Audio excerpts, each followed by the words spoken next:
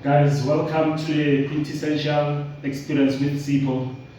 Today I'm chilling with none other than Mr. Guy Turner.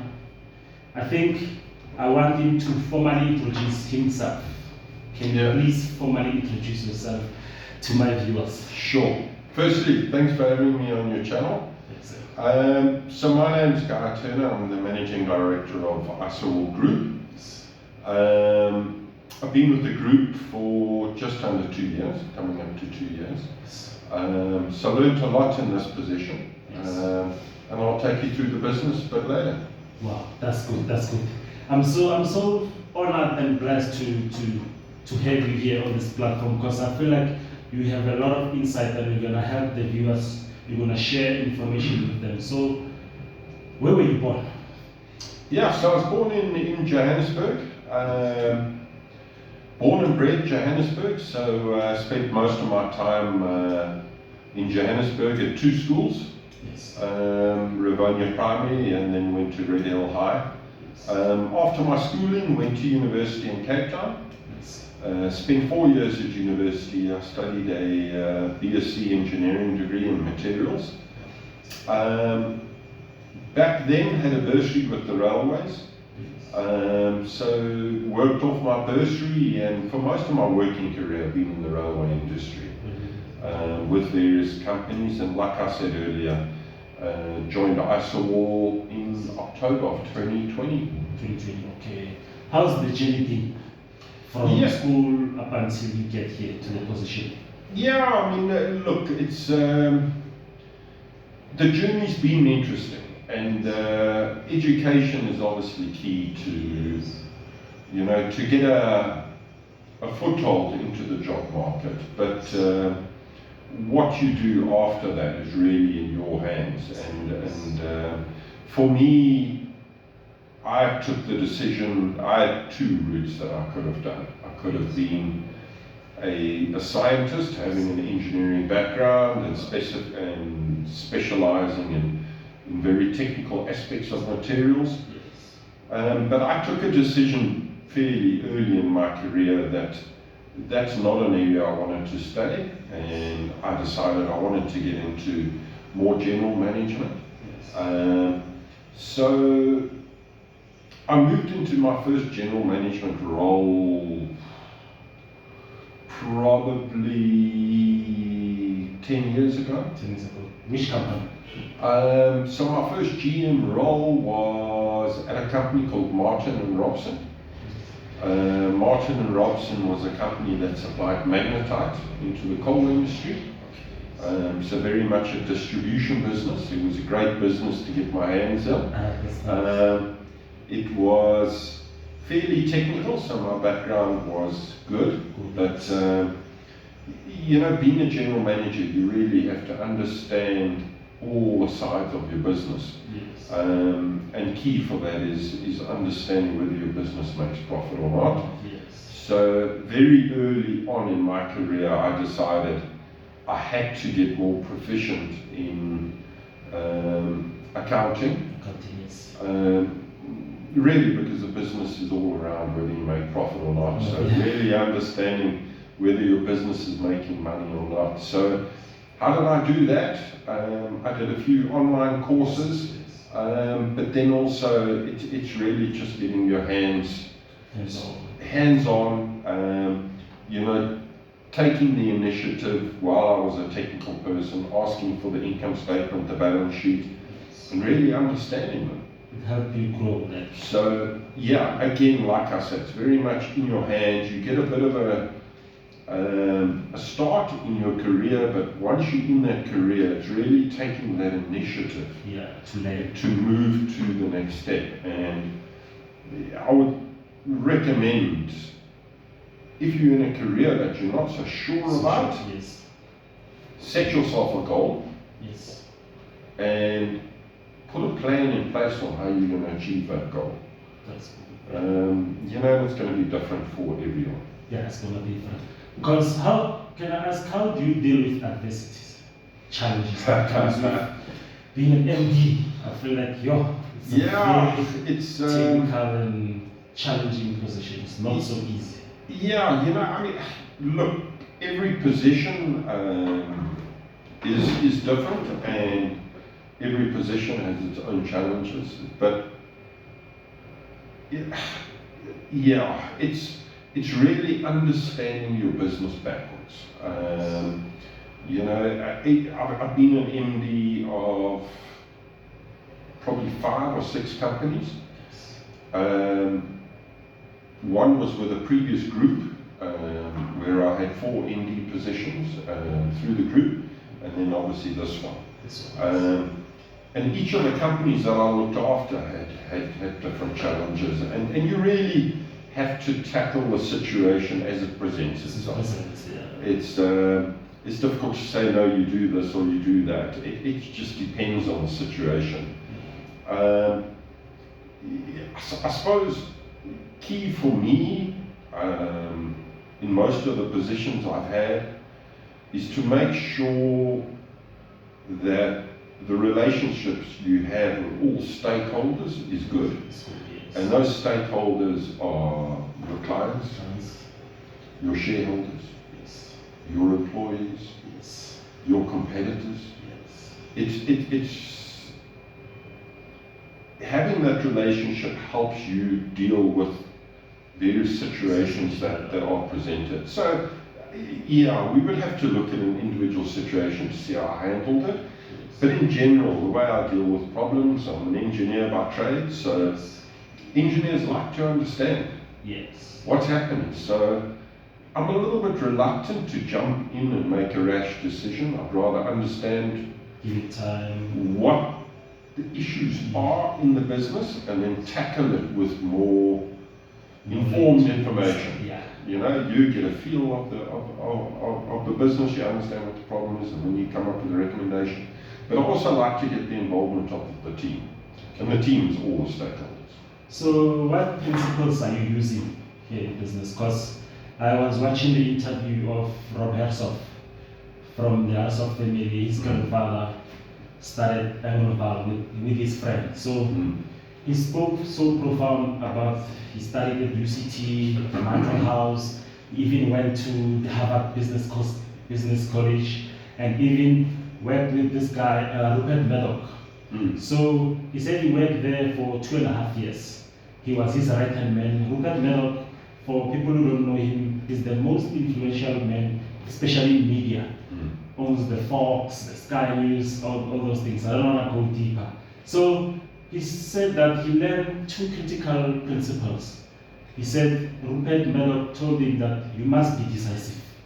And secondly, you must hire people who are better than you or more qualified than you. What's the take on that? So, you know, it's interesting you mentioned Rob Hersov, because I met Rob Hersov. I was quite fortunate. About 2.5 years ago. And I met him at my offices in Johannesburg at my previous company, and we were looking at acquiring a business, and he was involved in the transaction. But I mean, he's obviously done incredibly well for himself. But just coming back to your by the way, another similarity here. I also studied at UCT, so good to see that UCT's a good university. But look, I mean, my belief in business is always keep your feet on the ground, never be arrogant. Like I said, I've worked in various businesses, and I think one of the biggest downfalls of many businesses is arrogance. You know, if you think you are bigger than the customer, then your competitors are going to eat you alive. It's a recipe for disaster. It is a recipe for disaster. But then always understand what is happening in your business. You know, and I suppose it comes back to the arrogance. But if you don't understand the costing in your business, you don't understand how the processes work in your business, it's difficult for you to make any informed decisions. And I agree 100%, you have to be decisive. There are times where you come across situations where a quick decision has to be made. So absolutely you have to be decisive. And I cannot agree more, and my granddad always gave me this advice as well. You are only as good as the people that work for you. So Rob Hersov was absolutely 100% correct. You need a strong team to make you successful. And when I leave a business, I always want to leave a business in a better position than when I started at the company. And how do you do that? It's simple. It's uplifting the staff below you. One can never think you're bigger than the business, and again, that's arrogance. You always need to develop the people under you to grow you and the business to a better place. So basically, it's like a succession planning. Absolutely. I mean, you've got a strong team, they're just going to add value. And you always need to think of that situation. God forbid something happens to you, what's going to happen to the business? Who's going to take it over? Is it in a better place than when you walked in the company? So a strong team is critical. Develop the team under you, that's obviously first priority. Yes. Develop the guys. If you can't develop the people, get the best people in the industry to take over that function. So without a doubt, yeah.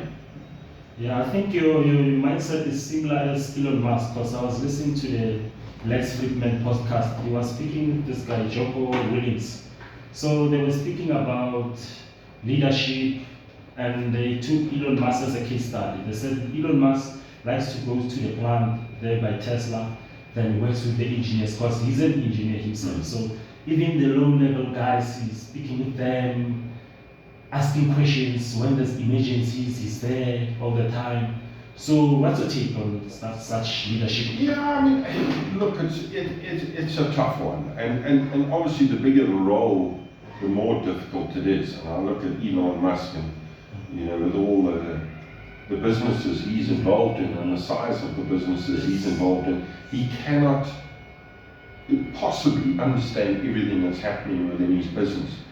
And although I say you do need to understand what's happening in your business, what's critical for any leader is to actually be able to take yourself away from the nitty-gritty in a business.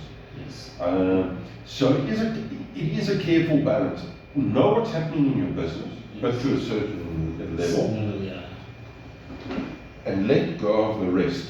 Because as a leader, your role is really to make sure that the business grows. Yes.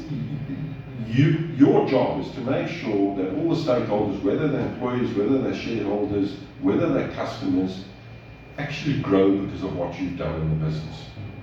And the only way you can do that is if you allow yourself time as a leader, step away, yes, understand the macro environment, the environment that you're working in, so that you can take those next steps to grow the business. If you're stuck in the day-to-day nitty-gritty of a business, unfortunately you're going to get stuck there. And the business is just going to tick along. You need to be able to step away a little bit and say, you know what, the business is what it is, but we're moving in this direction. And you can only do that if you don't get involved in the nitty-gritty. So it sounds a bit of a contradiction in what I'm telling you, but it's not. Understand the critical parts of your business. Yes. Make sure you've got good people under you, leaders under you, that are the best in what they do, understanding that department.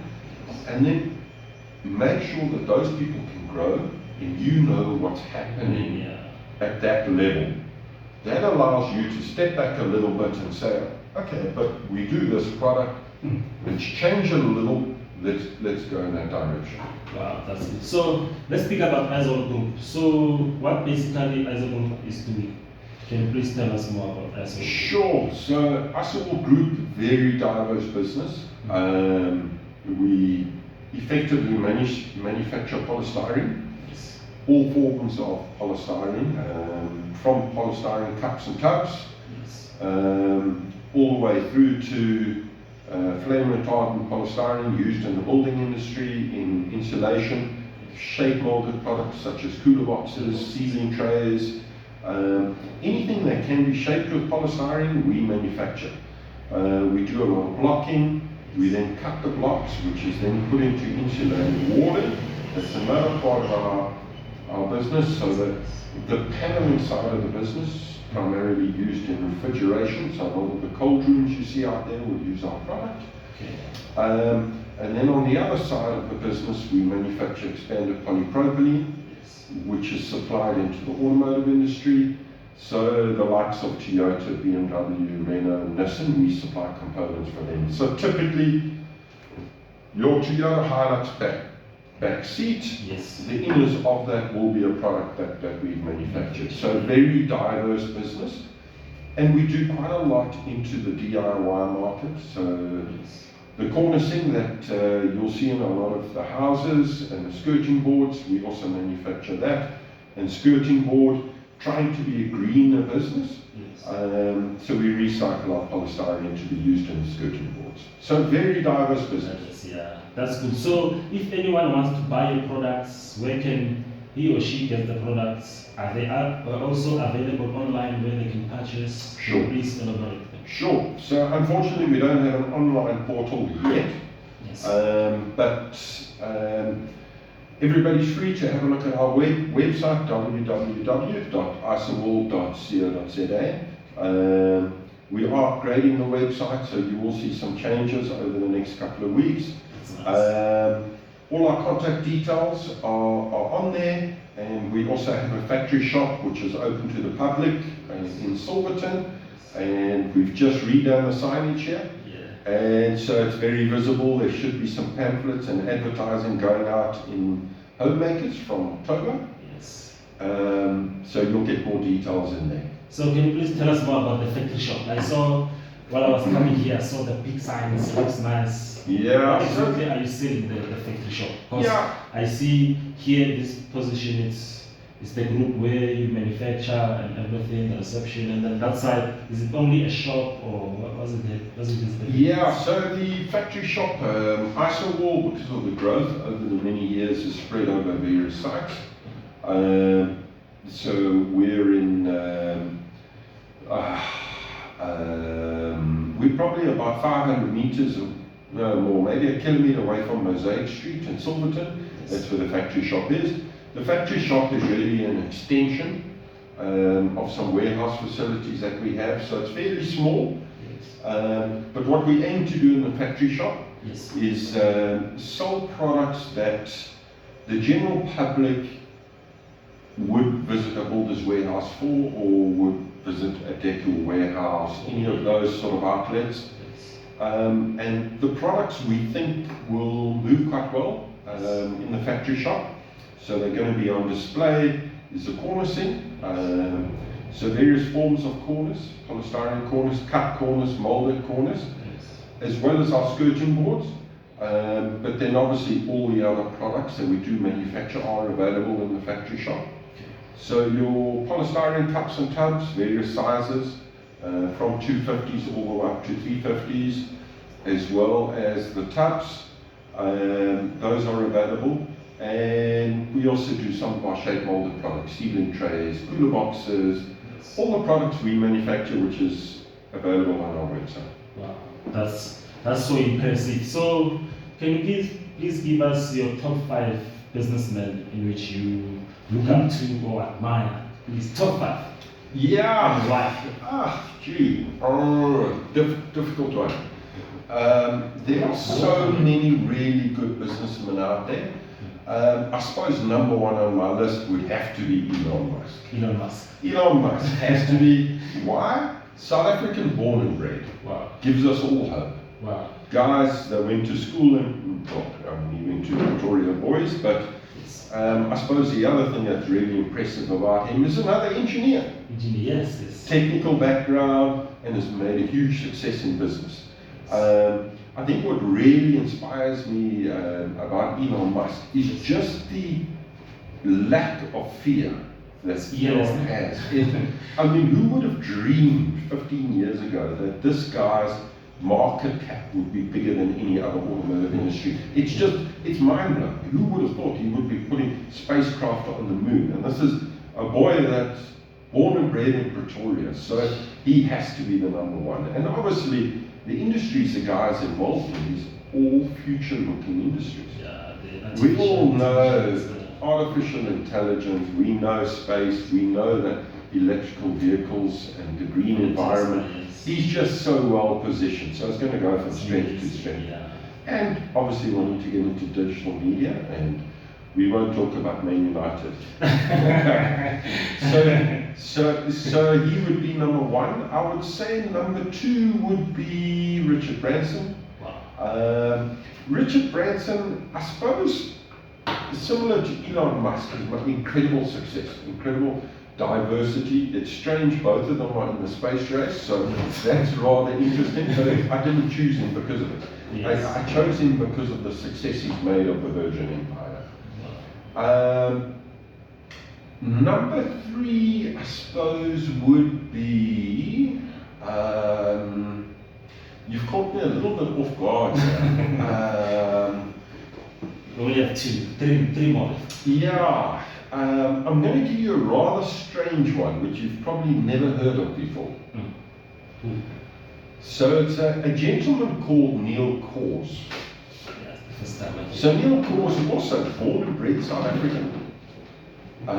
We know little about him, but you will be hearing about this man quite soon. Neil Kors. Neil Kors, born and bred, started doing IT in his back garage and moved across to the States. Yes. He now runs a business called Geotab. Geotab has a market cap in the billions of US dollars, but yet no one knows him.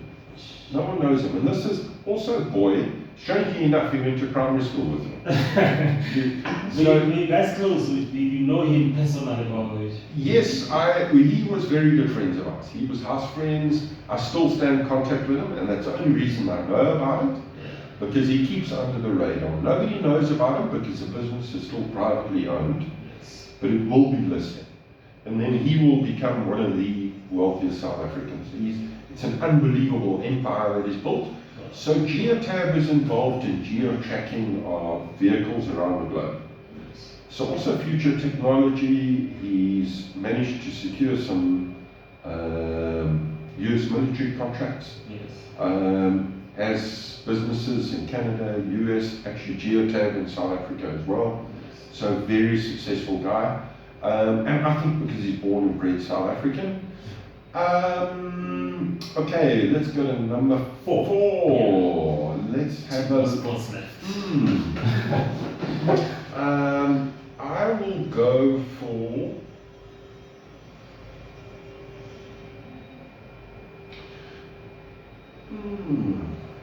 probably, and I want to keep it South African as far as practically possible. That's good. I think, if you talk about these things, you have to mention Patrice. Patrice. Oh. Have you met him? So I have met him, strangely enough. How was the experience? When? So one of our non-execs on our board was a guy called Gray King. Gray King was the chief financial officer of Vanlo's. Yes. And he worked for Patrice. He was also Patrice's CFO, incredibly bright accountant. And unfortunately, when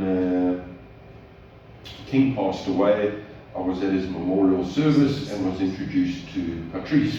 This was a year and a half ago. Wow. And was very impressed. I managed to have about 10-15 minutes with him over a cup of coffee. How was the conversation? Yeah, look, I'm a bit of a soccer fan, so we focused a lot on soccer. Normally Sundowns, he spoke on the Sundowns. Yeah, soccer in general. Absolutely, and South African soccer. So, look, you have to give it to Patrice in terms of where he's got to from his background. Yes. And I suppose with any businesses, he was given an opportunity, but he grabbed it with both hands. And he's just excelled. And I think also Patrice is doing really good stuff in terms of community upliftment as well. The foundation. Absolutely. So yeah, I would have to put him up there. And this is probably not in order. Yes. In terms of the last one, I'll go with Last one. So interesting. and I'm going to keep it South African. Mzansi for sure. I'm going to go Mark Shuttleworth. Wow. Mark Shuttleworth, awesome, multi-billionaire, Wow. first African in space. Yes. You know, again, this is a guy that operated in his back garage and got a product that worked. He was involved in internet security, and really just delivered exactly what everybody wanted. He understood the market, he saw the gap, he took it, made an unbelievable success of himself. So I suppose those would be the top 5, with most of them being African, which is great. Yeah, apart from the Virgin Fund. Wow, I'm so. I like how you think. Like you're so knowledgeable. Like you know what you're speaking about. I feel like I'm reading a book now. Like, especially it's so stimulating. So if you were given an opportunity to create a curriculum for young businessmen or whoever is interested in business, what curriculum would you make or implement? Look, I think what's important, again, it depends on where the person is in their career, at what sort of time. But I think when one embarks on a career, try and learn and put the hard work in as quickly as possible, as early as possible. Because the more knowledge you have, the more indispensable you are. And unfortunately, South Africa is in a tough spot at the moment. We know unemployment is really high. Opportunities are tough to come by. And if you can get a foothold somewhere, make yourself indispensable. Make yourself indispensable. Make your boss think, I cannot get rid of this guy. This guy is too valuable for me. And you will go from step to step. Go out of your comfort zone. Go out of those easy, mundane tasks and learn the areas of the business that you're not exposed to. And it's all about, and don't feel afraid to ask to get exposure in those areas. Because it's all about making yourself indispensable. But in terms of a curriculum that I would give, let's say, a new owner of a business, number one, understand the market. Understand the market that you're working in. Who are your competitors? What is your... And there was a really good businessman I was mentored by at one stage, and he was the chairman of the Hudayko Group. And the one thing he always made me think about, what is your unique selling proposition? What is your USP? What makes you different to your competition? Unique selling proposition. That is going to differentiate you from your competition. It's not all about price. You can charge a premium if you deliver added value to the customer. So understand what's happening in your macro environment, understand your product, and understand what is unique about your product. If you don't have anything, make something. Then get as much exposure as possible in the different areas of your business. Understand your sales and marketing guys, what are they doing, what could they do better? Go on training, understand from your technical guys, if you do have technical guys, what they are doing. Get a feel of everything, and then step away and really take time. Put 2 hours in your diary a week. Take time and say, I'm going to spend 2 hours just writing down ideas. Get your black book. Write down ideas.